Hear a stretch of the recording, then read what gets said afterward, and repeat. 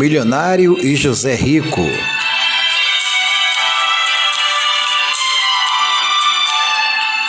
Quarta parte da história.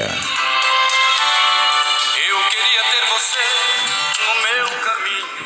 A dupla inovou, assim como a dupla Pedro Bento e Zé da Estrada, incluindo a sinfonia no sertanejo, com Simpatia de José Rico pelos mais variados estilos musicais, como a gaúcha, mexicana, paraguaia e cigana. Dotou essa dupla de um estilo característico e inconfundível.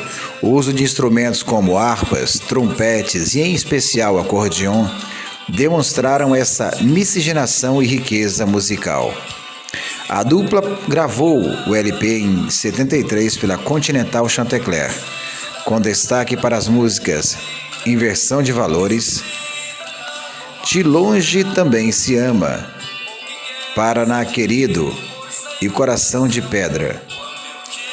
No filme Na Estrada da Vida, em que ambos interpretaram seus personagens reais, há um relato interessante. A dupla foi até o Santuário de Aparecida e, ao entrarem na igreja, pediram para que a santa se tornasse a chefe, para que a padroeira do Brasil fizesse com que as pessoas compreendessem a música da dupla, que falava de amor, natureza do povo, e como eles não tinham nada para oferecer à santa, deixaram o disco no altar como presente.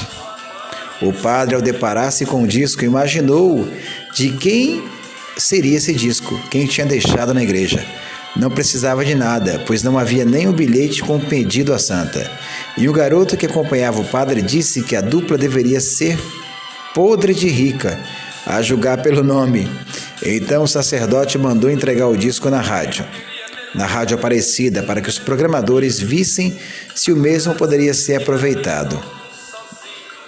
O locutor, ao ouvir, gostou e resolveu tocar o disco, e então os ouvintes começaram a escrever para a rádio para que tocassem o disco.